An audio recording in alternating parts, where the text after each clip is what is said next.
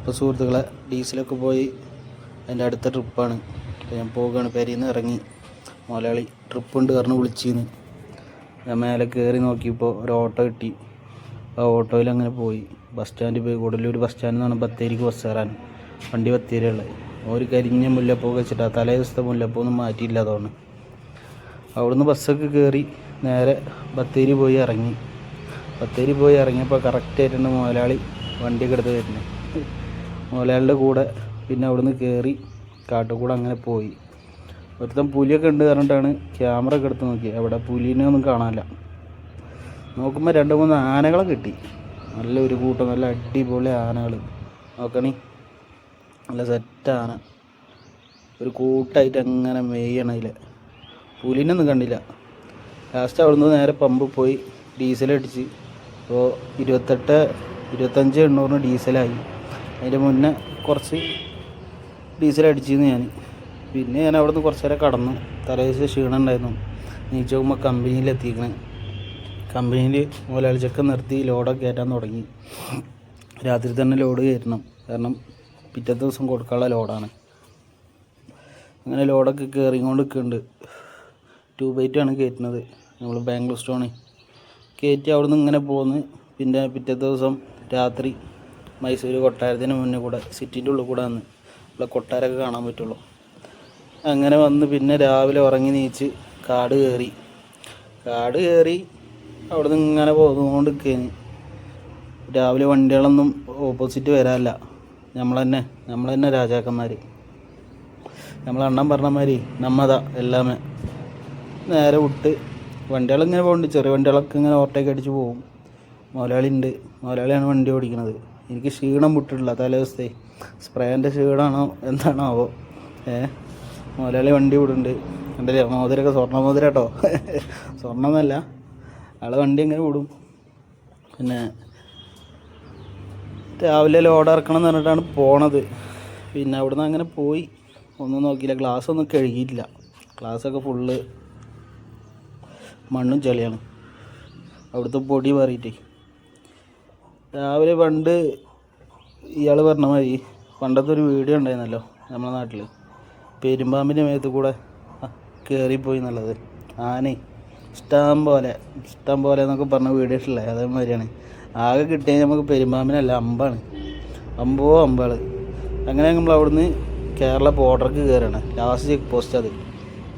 ഈ ചെക്ക് പോസ്റ്റിൽ വന്നിട്ട് ടോള് വിരിക്കുന്നുണ്ട്. ഒരു സ്കാനൊന്നും ആവില്ല ഇവിടെ പൈസ കൈ കൊടുത്തിട്ട് വേണം പോകാൻ. ഉണ്ട് ആൾക്കാർ നിൽക്കുന്നുണ്ട് അവിടെ. ആളുകൾ നിന്നിങ്ങനെ വണ്ടി ടിപ്പർക്കൊക്കെ തിരിച്ചു വരുമ്പോൾ കൊടുത്താൽ മതി പൈസ. പോകുമ്പോൾ അങ്ങനെ പോവാം. പിന്നെ കേരളത്തിൽ ഇനിയിപ്പോൾ ഇവിടുന്ന് ഒന്നും നോക്കല്ല. അമ്പ് കാര്യങ്ങളൊന്നുമില്ല. വെച്ചടിച്ച് കാച്ച. ഞാൻ മോഹൻലാലിനോട് പറഞ്ഞു ഒന്നും നോക്കണ്ട വിട്ടോ, ടോപ്പ് ഗിയറിലിട്ട് വിട്ടോ, 80 വിട്ടോ പറഞ്ഞു. അപ്പോൾ ഓൻ പറഞ്ഞു 60 മേലെ വണ്ടി പോകില്ല, 60 ലോക്കാണ്. ശരി വിട്ടുവിടാൻ അങ്ങോട്ട് പോണോടത്തോളം പോട്ടെ, നേരത്തെ എത്തിക്കഴിഞ്ഞാൽ അവിടെ ലോഡ് ഇറക്കാമല്ലോ. അങ്ങനെ വിട്ട് പോയിങ്ങോട്ട് നിൽക്കുമ്പോഴാണ് കയറ്റം കണ്ട മൂപ്പർക്കൊരു സ്വഭാവമുണ്ട്. വണ്ടി സ്ലോ ആവും. വണ്ടി സ്ലോ ആയി അവിടുന്ന് സെക്കൻഡ് ഗിയറും തേർഡ് ഗിയറൊക്കെ മാറ്റി വണ്ടി അങ്ങനെ വിട്ട്.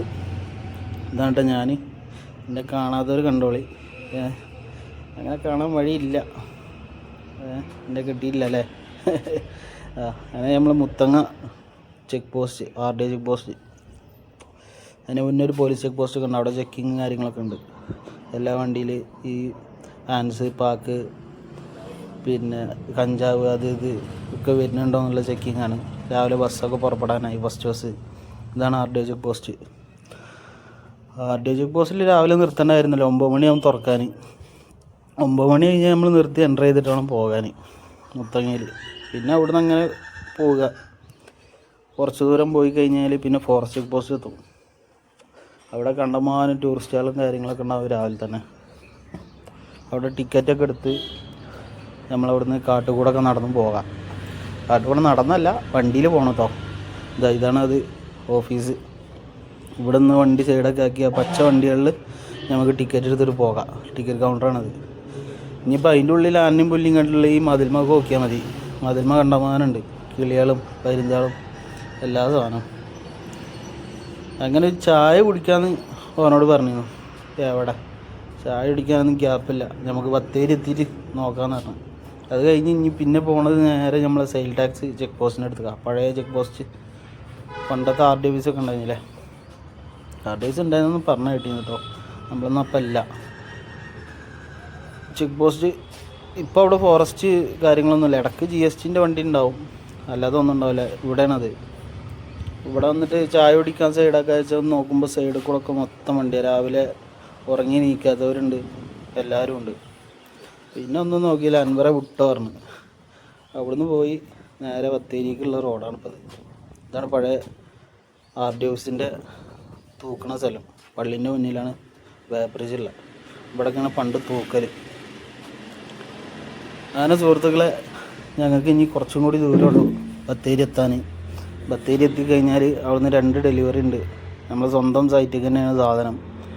പോയി ഇറക്കിയിട്ട് ബാക്കിയുള്ള അടുത്ത ട്രിപ്പിൽ വിശേഷങ്ങൾ പറയാം. ഓക്കെ.